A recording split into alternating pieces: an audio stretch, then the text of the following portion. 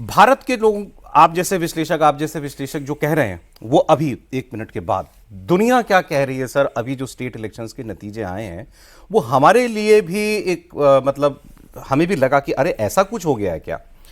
दुनिया को ऐसा लग रहा है, मैं इंटरनेशनल मीडिया की बहुत सारी हेडलाइंस आपके सामने आज पढ़ूंगा, उनको ऐसा लग रहा है कि खासकर बंगाल की जीत मोदी की, ये एक वाटरशेड मोमेंट है।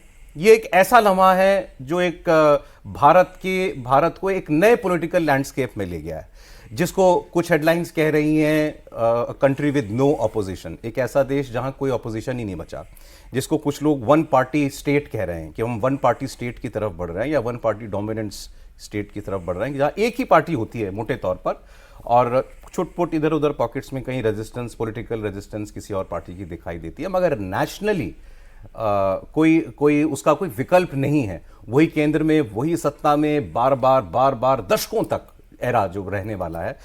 दुनिया को के बड़े बड़े मीडिया हाउसेस को लग रहा है कि भारत में वो मोमेंट आ चुका है। तो क्या ये सच है कि जैसे हम लिख रहे हैं मोदी का एक छत्र राज, एक छत्र राज आप किसको कहते हो? एक छत्र राज आप उसका कहते हो जब आप ही आप हो और कोई है नहीं, कहीं थोड़ा बड़ा फ्लैश इन अ पैन कहीं कुछ दिख जाता है, लेकिन बाकी और कैसे नहीं। मैं इसको आपके सामने सर एक दो लाइनें पढ़ता हूं, उससे हमको अंदाजा लगेगा। और फिर वो जो कल प्रधानमंत्री ने अपील भी की है लोगों से कि भाई वैश्विक संकट को देखते हुए कुछ लोगों से कहा है कि आप कुछ प्रिकॉशंस लीजिए, उसकी बात हम करेंगे कि ये वही आदमी कह सकता है जिसका कोई होल्ड हो, जिसकी अपील का कोई मतलब हो, वरना कोरी अपील कोई का क्या बात है। और मोदी ने ये पहले किया हुआ है। मोदी ने एक बार अपील की थी कि भाई जिनके पास सिलेंडर है, जब उज्ज्वला योजना यूज हुई थी तो जो लोग सक्षम है वो सब्सिडी छोड़ दें अपनी, तो लाखों लोगों ने सब्सिडी छोड़ दी थी। अब उन्होंने कुछ और अपील की है, ये भी इसके साथ जुड़ती है बात। सर न्यूयॉर्क टाइम्स ने 5 आर्टिकल लिख डाले अभी 2 महीने के अंदर अंदर, और 3 आर्टिकल तो अभी जीत के बाद, एक 4 मई को, एक 5 मई को, एक 11 मई को। 4 मई का आर्टिकल कह रहा है Modi's Hindu nationalist conquers a bastion of India's opposition. 5 मई का आर्टिकल कह रहा है where have Modi's rivals gone, India under one party, Narendra Modi has moved closer to his dream of an opposition free India. 11 मई का न्यूयॉर्क टाइम्स का यह आर्टिकल कह रहा है one party India, Narendra Modi is at the helm of a country in which opponents hold almost no power. कोई है ही नहीं मोदी के सामने। न्यूयॉर्क टाइम्स के एक आर्टिकल के अंदर एक लाइन मैंने पढ़ी, mister Modi has made India look like a one leader state. जो मजाक में कहते हैं ना ऑपोजिशन वाले हमारे कि मोदी को तो one nation one leader one party चाहिए, तो वो कहना है कि वो हो रहा है, आप वहीं पहुंच गए हो।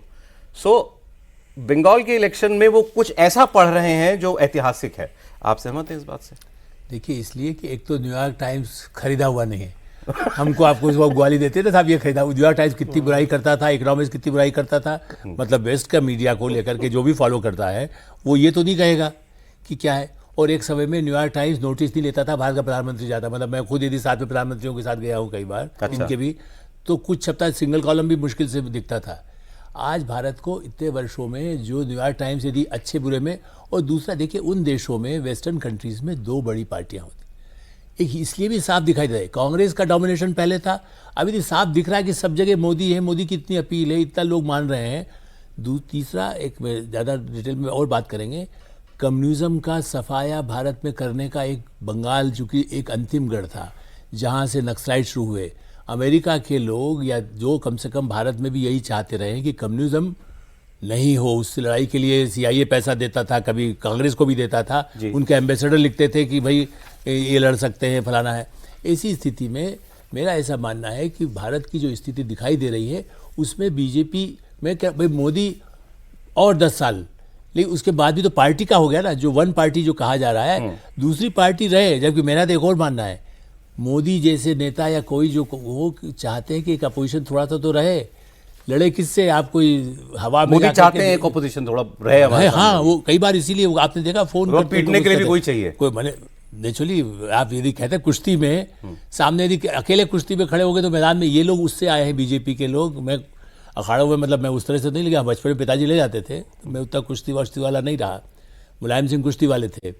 तो राष्ट्रीय स्वयंसेवक संघ के लोग या बीजेपी के लोग कुश्तियों से भी आगे आए, तो कुश्ती में सामने कोई खेलने वाला अच्छा तो हो तब तो आप दिखाएंगे। और महाभारत काल से है, यदि उसको यदि वैसे देखें तो देखा जाए तो मेरा ऐसा मानना है कि दिखाई दे रहा है दुनिया को अब कि भारत की ताकत इकोनॉमिक जो है सो है, लेकिन बिकॉज ऑफ हिम आप हम और यहाँ कुछ भी कहते रहिए कि भाई फलाने का है, सेठ का है, फलाने, पहले बिरला टाटा होते थे, अंबानी अडानी हो, बिरला टाटा भी यहीं। तो ऐसी स्थिति, भारत की इकोनॉमी मजबूत हुई है, मोदी का ऐसा जलवा हो बन गया कि मोदी के अलावा कोई दिखता नहीं है, इसलिए भारतीय जनता पार्टी एक पार्टी की हो गई। अच्छा, वन नेशन वन 2003 में मेरा कॉलम है आउटलुक में, मैंने लिखा, भैरव सिंह शेखावत तब भी कहते थे कि one election one nation one election, ये 2003 में उसी समय मैंने बाकायदा कॉलम, मैं आज भी कॉलम रखा है।